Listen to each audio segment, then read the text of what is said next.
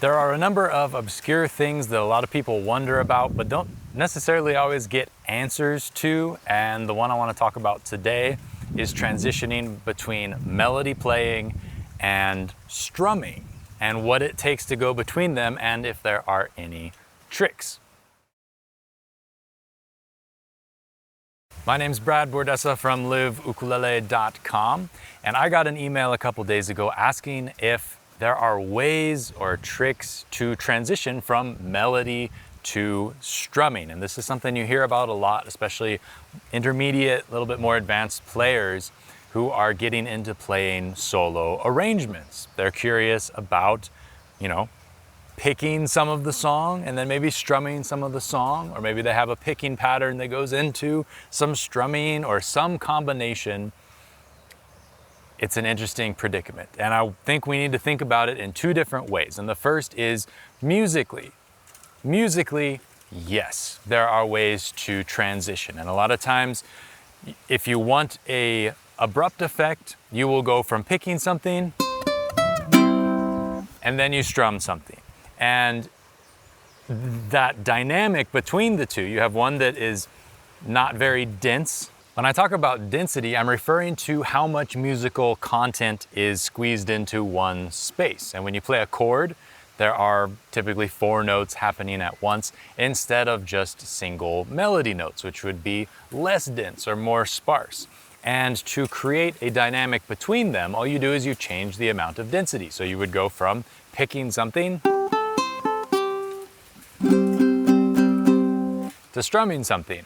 And because there's more volume, there's more notes happening at once, it is more dense. And in that moment, if you make the transition from something less dense to more dense, it's a little bit more dramatic and dynamic. So musically, when you go from strumming to picking, if you want something to be dramatic, you just switch. You just go from strumming to picking or picking to strumming and just flick the switch, make your transition. If you want to do something that is going to kind of smear the difference between them, you can do things like double stops. Like if I have a melody,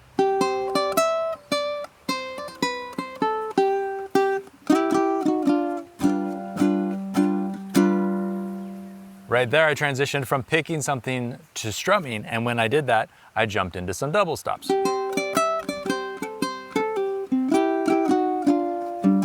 I increased the density a little bit before I went all the way to strumming. That's one approach to making this kind of a thing work.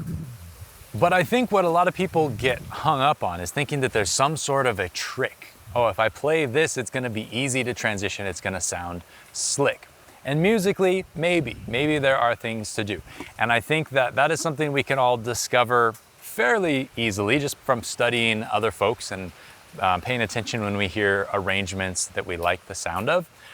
But technically is different. And I wanna focus mostly on the technical aspect in this video because I think that's what's most useful immediately for folks who are struggling with this, and something that I have kind of thought about over the past few days and figured out sort of how to put it in a box and explain it. So musically, you can transition. There are things you can play that will change the density of the part and roll you from one to the next.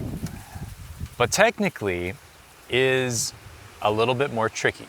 And as far as I can think, when you're playing with your right hand, this is your motor, and your motor either plays with a picking style, say thumb picking, maybe it plays with a finger picking style,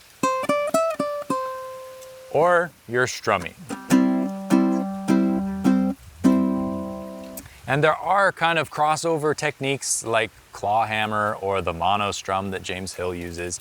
And these are great, but I want to think of this from kind of the lens of simple ukulele, straightforward ukulele. To me, those are kind of more advanced techniques and very stylistically specific. And we don't necessarily want that just for general purpose ukulele playing. So from a general purpose standpoint, there's really 2 modes for the right hand. You're either in a picking position, whether it be picking with your thumb or picking with your fingers, and you're in a strumming position. And it's going to change as you transition between those different styles. And this is where I can't really think of any transitions that technically, with your right hand, move you into a different position by playing something musically that lends itself technically to getting from one style to the next. Usually it's just a hard switch and you have to practice making that switch. So I'd like to share a couple of ways to flip the switch and hopefully make your transitions from melody to strumming and from strumming to melody a little bit easier when you get to that moment. Okay, we'll start with picking something. If you're picking your way along and you want to move into a strum, a lot of times what you're gonna do, if you're playing with your thumb, let's start with the thumb because it's a little bit more of an obvious example. You're picking along,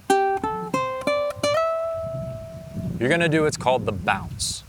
It's not what it's called. This is what I'm calling it. I'm calling it the bounce because your hand, when you pick, usually your thumb picking technique will be down, down, down, down, down. You kind of roll your wrist and your thumb ends up below the string.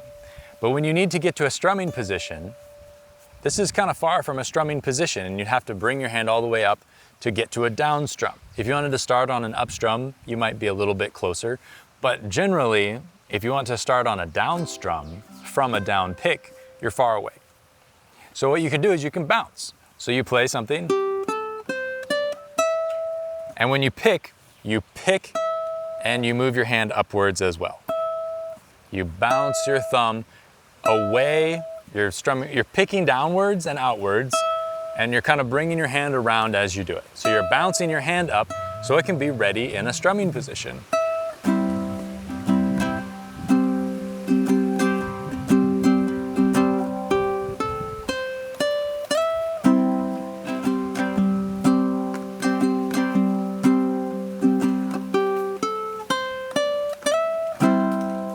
You bounce so you're ready for the one, if that's where you want to drop in. Of course, you're not always playing with a thumb pick style. If you're more of a Pima player or you like to pick with any number of fingers, you know, I play with these primarily, you're gonna be playing in a different hand position and you're gonna be cradling the strings with your fingertips a little bit more. And this will typically put you closer to a strumming position. Not completely close, but closer. So that when you're picking, you don't have as far to move your hand to get into strumming. But you can still employ a bounce, especially because when you're playing with your fingers, a lot of times you're picking upwards. So you're already moving upwards. So instead of just playing where you're pulling your finger into your hand, right? I like to think of it as puppeteering. So you have a string that comes out of your palm and connects to your fingers. And when you pull on that string, you're pulling your finger towards your palm. It doesn't really matter which finger. If you're finger picking, this is the general motion. And if you're doing that, your hand is not actually moving up and down. I can do a lot of picking without ever having to drift my hand anywhere. So I'm still a little ways away from my down strum position. So what you can do is instead of finger puppet picking where you're pulling into your palm, is you're going to pull across the string and bounce from a finger pick. So you're picking upwards and bouncing your hand upwards at the same time.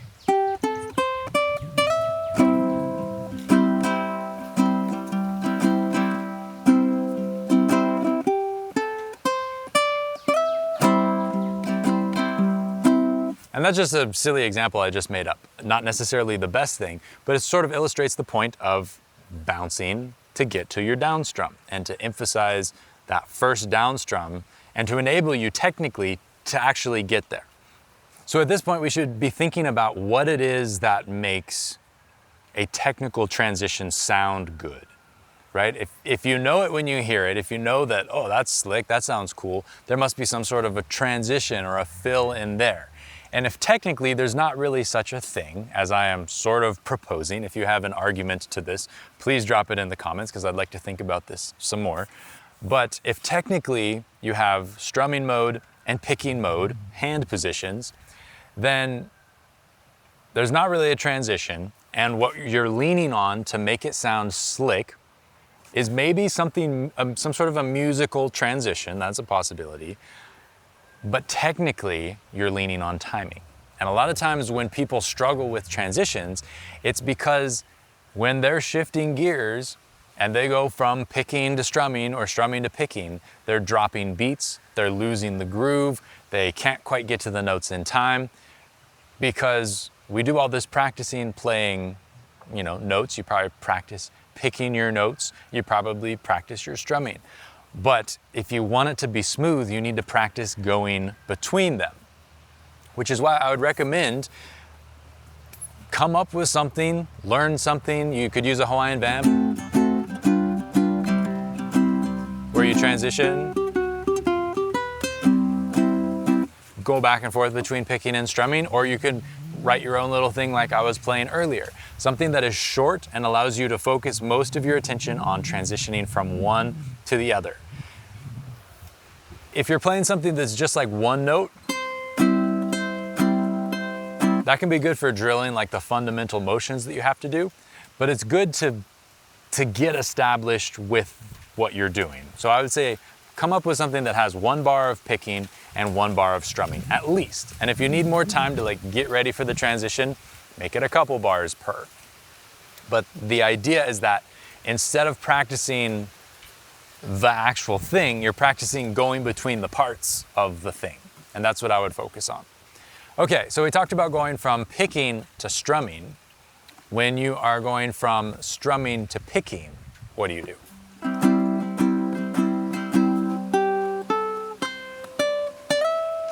If I am going into a thumb pick, my last strum downwards is I'm probably gonna ditch the last up strum, because if I play the last up strum, I'm far away from my picking position and I have to rush to get to where I'm going to need to be. So instead, what I'll probably do is drop the last up strum and finish down and finish right into my cradle of the ukulele. So my thumb is right into position.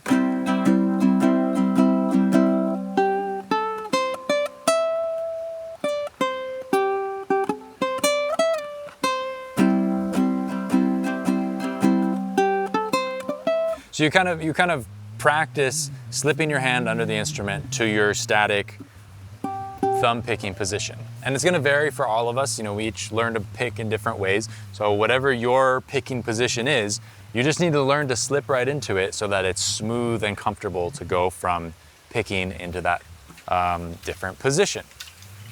Because a lot of times we're practicing picking from the picking position. We're not practicing picking from a whole different position. And that's what you need to practice. You need to practice walking your way from that one style to the next. And if you were to strum into more of a finger picking style,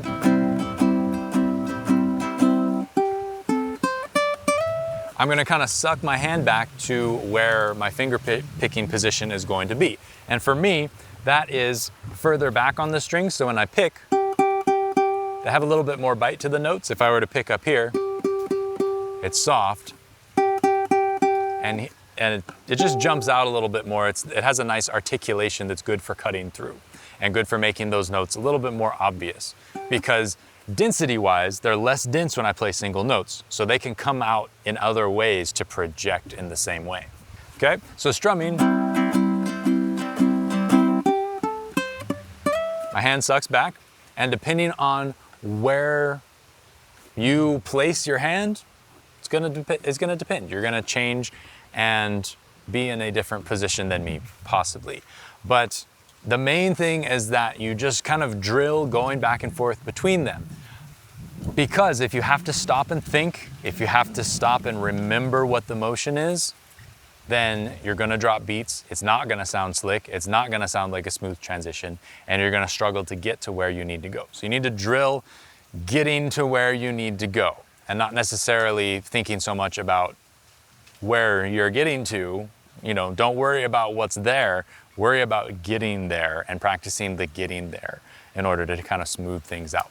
But once again, timing is the most important piece of music, and that is really going to be what sets your playing apart from others. When you listen to great musicians, it's unlikely, I think, that they are using some sort of a trick with the right hand. There's no magic happening here, I don't think. You know, maybe James Hill has some proprietary tricks up his sleeve, and that's fine. That's for him to know about. But for, you know, most players who are just playing to have fun and just doing it for the enjoyment of it, just focus on the simplicity of just getting a strong rhythmic transition between the different styles, because that's really going to be what sings through, and that's going to be what makes your music, it makes it easy to engage with your music the whole way through.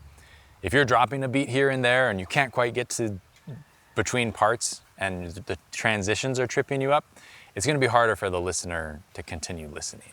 And so it's a lot nicer just to have that good timing to practice that.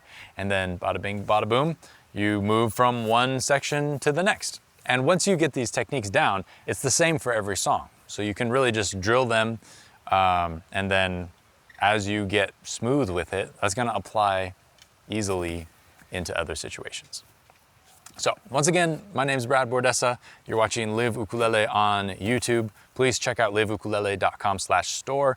There are lots more video lessons, video courses, ebooks, things like that over there that cover a huge range of ukulele topics. I invite you to check them out. That is where the even higher quality content lies. And I will see you over there on liveukulele.com. Until next time, peace.